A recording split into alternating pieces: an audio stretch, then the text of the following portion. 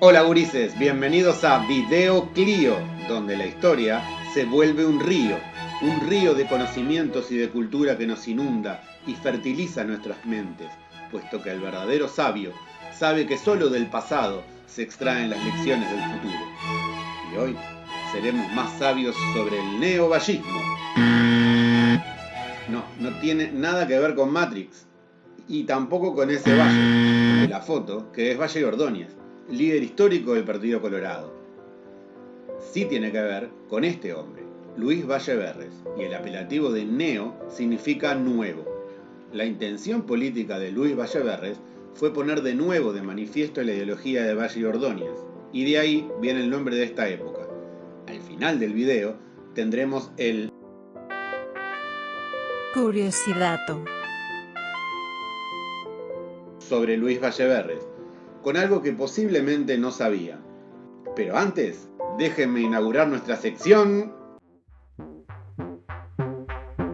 Intrusos en la historia.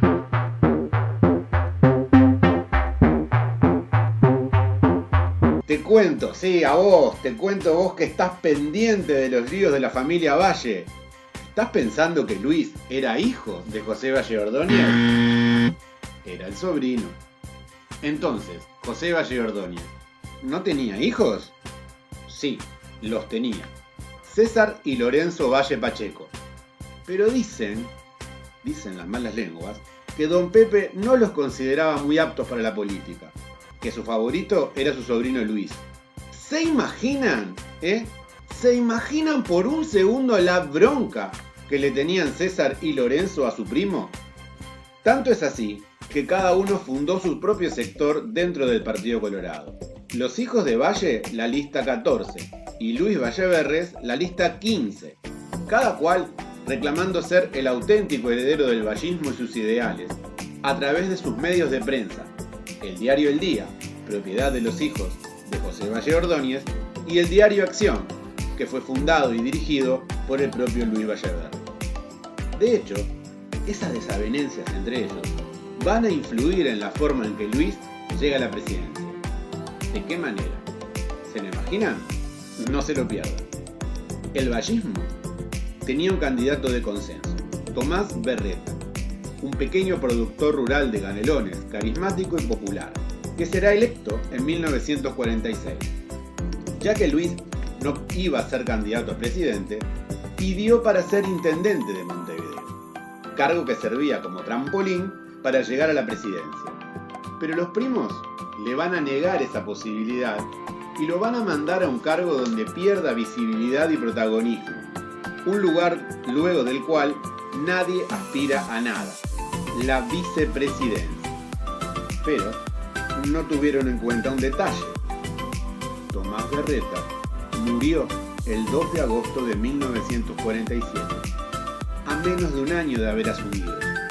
Así que el lugar de castigo al que había sido condenado Luisito por sus primos terminó catapultándolo a la presidencia.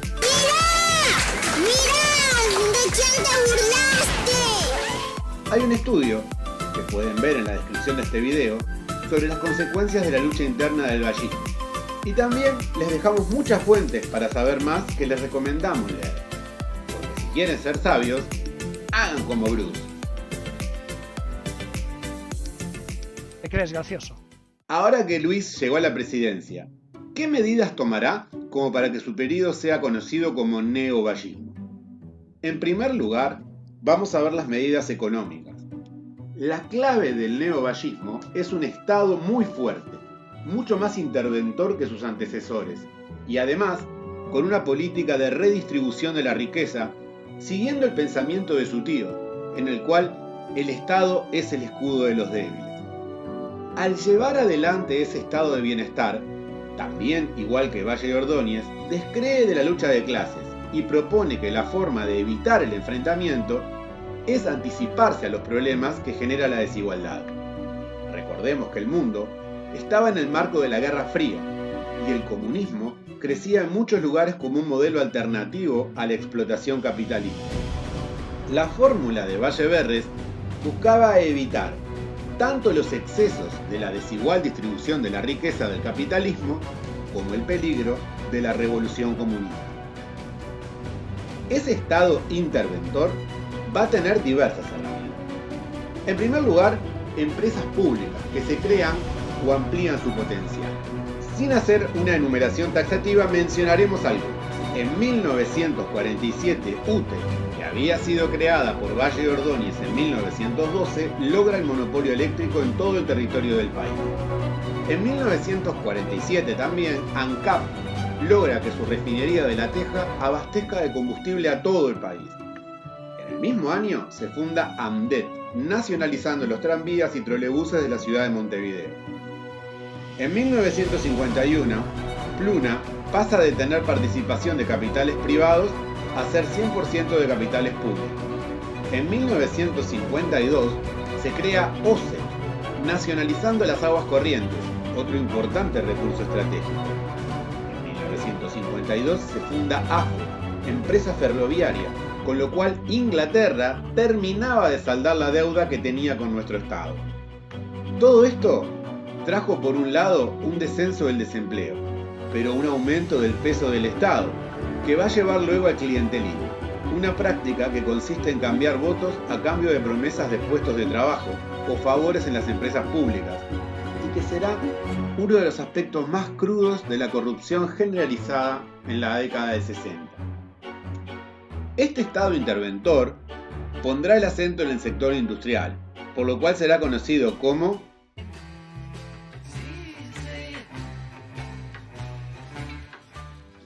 que significa industrialización sustitutiva de importaciones. Esto quiere decir que nuestra industria va a dedicarse a fabricar para sustituir lo que los países del primer mundo no estaban en condiciones de proveer, porque aún arrastraban las consecuencias de la Segunda Guerra Mundial.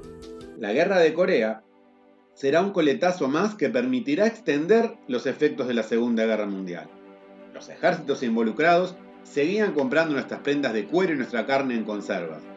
Pero cuando las circunstancias cambian, es decir, Europa se recupere y los precios de nuestras exportaciones bajen, Spoiler alert. Spoiler alert. cuando eso ocurra, las cosas terminarán mal, porque nuestra industria no era realmente competitiva, sino que había logrado crecer gracias al apoyo del Estado. No podía exportar y el mercado interno era muy pequeño y dependía demasiado de la coyuntura internacional favorable, por lo cual, cuando las cosas cambiasen, iba a colapsar. La idea de Valle era una activación económica que mejorará las condiciones de vida de toda la sociedad, lo cual también reactivaría el consumo y el comercio. Para ello no dudó en usar herramientas poco ortodoxas, como los cambios múltiples, que significaban que el dólar tenía un valor muy alto para los productos agrícolas y muy bajo para los productos industriales, con lo cual el campo era el que financiaba este crecimiento industrial. Otra herramienta fueron los impuestos selectivos, en los cuales se aplicaban altos impuestos al campo e impuestos mínimos al sector industrial, y lo mismo con las tasas de interés que aplicaba el Banco República. Por último, pero no menos importante, su modelo de Estado activo tuvo leyes sociales, tales como la nueva caja de jubilaciones, que aumentó el número de jubilados, lo cual amplió derechos, pero también aumentó el peso del Estado y sus trámites volvieron a prestarse para la discrecionalidad, los favores políticos y, una vez más, el clientelismo. Apoyó a los recién creados consejos de salarios, donde el gobierno participaba defendiendo al trabajador.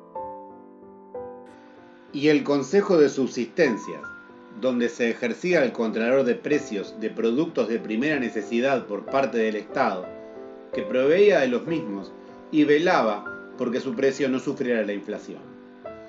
En el recuerdo colectivo ha quedado la imagen de un país ideal, con frases que resumen ese sentimiento. El país de las vacas gordas, la Suiza de América, como el Uruguay no hay. Y un símbolo de esta visión es 1950, en pleno neovallismo, la máxima hazaña deportiva de Uruguay. Haber obtenido un campeonato mundial de fútbol en Brasil, ganándole la final a Brasil, es el maracanazo.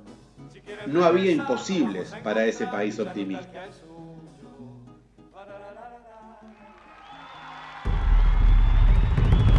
Avanza el veloz crucero derecho uruguayo. Entra, va a tirar, tira. ¡Gol! ¡Gol! ¡Gol uruguayo! Villa tiró violentamente. Pero tampoco todo era felicidad ni todos estaban de acuerdo con el neovallismo. Por eso, en nuestra sección Recapitulando. veremos cuáles eran los apoyos y los opositores que tuvo este modelo, que se fueron configurando por afinidad ideológica, pero también teniendo en cuenta las medidas que tomó. Los sectores que apoyaban al neovallismo eran los empleados públicos, que aumentaban en número por el Estado cada vez más interventor del neovallismo, los pequeños comerciantes, que se veían beneficiados por el aumento del poder de compra de la clase media, lo que les permitía vender más, los empresarios industriales, que veían cómo la política del neovallismo los beneficiaba con los impuestos y con los cambios múltiples, y los obreros, que veían cómo sus salarios aumentaban y sus fuentes de trabajo se multiplicaban por el aumento de las industrias. Esto nos muestra un aspecto interesante del neovallismo, que es su carácter policlasista, cumpliendo su deseo de superar la lucha de clases, ya que recibía tanto el apoyo del dueño de la fábrica como del obrero. Pero el neovallismo no era monedita de oro para que todos lo quisieran. También tenía sus detractores, entre ellos el sector financiero, por la manipulación de las divisas que le quitaba ganancias a sus negocios.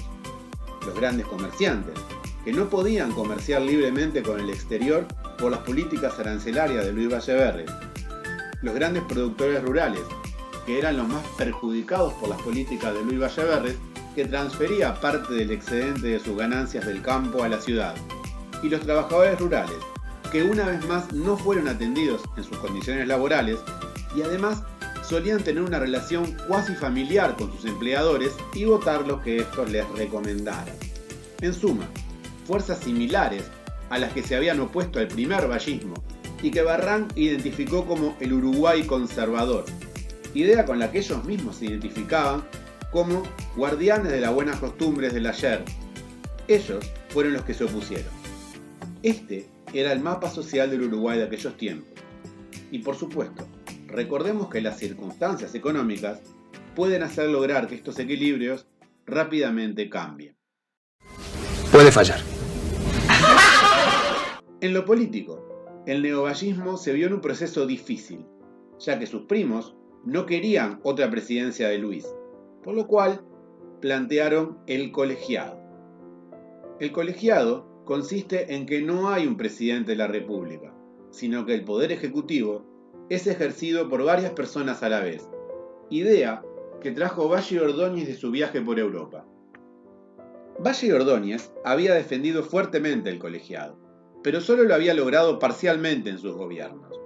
Sus principales argumentos a favor eran que evita la concentración de poder en una sola persona, que puede verse tentada a usar de su autoridad de forma abusiva e incluso darse un golpe de estado a sí mismo. Y las decisiones deben ser discutidas y no quedan al arbitrio de un solo sujeto. Allí Luis se vio en una encrucijada, porque no podía renunciar al colegiado si pretendía restaurar las ideas de Valle Ordóñez, pero si las aceptaba, ya no podría volver a ser presidente como era su aspiración. Los primos, esta vez, se salieron con la suya. ¡No contaban con mi astucia! Así, a regañadientes, Luis Valle-Berres decidió aceptar el régimen colegiado, que veremos a continuación cómo funcionó. Como ya dijimos, el poder ejecutivo colegiado es aquel en que la titularidad está en varias personas. Luego de la reforma constitucional de 1952, el colegiado estaría formado por 9 miembros, 6 del partido más votado y 3 del segundo partido. Esto hizo que Luis Alberto Herrera, antiguo opositor de Valle Ordóñez y del colegiado, ahora lo apoyara. en parte, veía en esta propuesta una beta para aprovechar la disidencia entre los primos, y también veía allí una posibilidad de meterse en el gobierno, ya que su partido también estaría representado, y lo fundamentó con un argumento por demás pragmático, propio del estilo de Herrera. Al principio, las cosas parecían salirle bien al Partido Colorado, que ganó las elecciones de 1954 con amplia mayoría. Recordemos que la alianza policlasista que había logrado el neovallismo estaba sustentada en el bienestar económico, y el Partido Nacional seguía votando dividido con la escisión del Partido Nacional Independiente. El colegiado se amplió también a las intendencias y las empresas públicas, en este caso en la modalidad de 3 y 2, un modelo de gobierno que aún se mantiene en varios entes del Estado, que tienen directorios de 5 miembros, como una rémora de la época colegialista. Pero esto empezó también a generar las críticas al colegiado. El Ejecutivo, que como su nombre lo indica tenía que ejecutar las políticas, se empantanaba en discusiones que lo hacían actuar con lentitud. El gasto se dispara, porque se multiplican los altos cargos y hay que pagar el sueldo de todos ellos, lo que será criticado por la población. Y se diluye la responsabilidad. Al no haber nadie que se haga cargo de la conducción, nadie asume la plena responsabilidad de lo que ocurra. Y junto al deterioro de la situación económica, finalmente el neovallismo sufrió, en 1958, su fin de ciclo, marcado por una derrota electoral. Como vemos, en estas elecciones hubo un triunfo claro del Partido Nacional, que en esta ocasión votó unido, desapareciendo para siempre el Partido Nacional Independiente y cambiando radicalmente el mapa político del Uruguay. La población le había dado la espalda al proceso del neovallismo y otra época estaba por comenzar. No podemos atribuir la derrota del neovallismo, muy clara en esa elección, solo a las circunstancias políticas, ni tampoco solo a las circunstancias económicas. En la realidad, todo es siempre multicausal. El fin del Uruguay de las vacas gordas se dio por un cruce entre esos factores. El Uruguay feliz dejaba de serlo para entrar en un periodo de crisis, y la gesta de Maracaná nunca más se volvió a reeditar. Dejanos en los comentarios si querés un video especial sobre Maracaná o sobre la crisis de los años 60 que luego sobrevendrá. Pero no terminemos así. Nos queda pendiente nuestro... Curiosidato. ¿Sabías que el monumento en Montevideo que homenajea a Luis Valleverres es popularmente conocido como los Cuernos de Valle?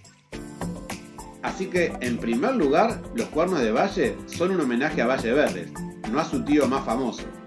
Y en segundo lugar, ¿por qué unos cuernos? ¿Acaso el que hizo el monumento lo trató de... ¿Por qué me censuran? ¿Está mal decir que pensó que era un vikingo? Digresión, los cascos de los vikingos no llevaban cuernos, pero ese también puede ser tema para otro video. En realidad no son cuernos. La estatua, que es una parábola gigante de 33 metros, representa los brazos de Luis Valleverres que los ponía en esa posición mientras daba un discurso. Y también, según su autor, esos brazos arriba muestran su aspiración por mejorar las condiciones de vida del pueblo. Su diseñador, Román Fresnedo Siri, que hizo obras muy importantes como la propia Facultad de Arquitectura o la sede de la Organización Panamericana de la Salud, en ese caso fue literalmente un incomprendido.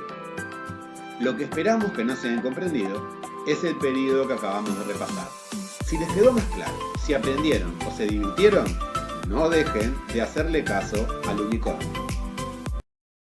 Denle like, suscríbanse al canal. ¡Chao!